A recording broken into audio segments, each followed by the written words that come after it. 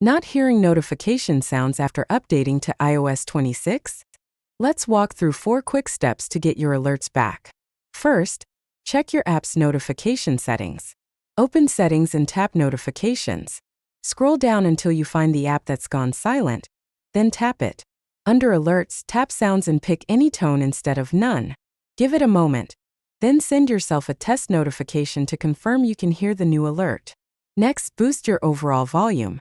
Press the volume up button on the side of your iPhone a few times. You can also swipe down from the top right to open Control Center and drag the volume slider to the right. While you're there, open Settings again, tap Focus, and make sure that Do Not Disturb or any other focus mode is turned off.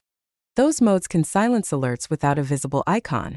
If you still hear nothing, reset all settings without deleting your data. Go to Settings, tap General, choose Transfer or Reset iPhone, tap Reset, then select Reset All Settings.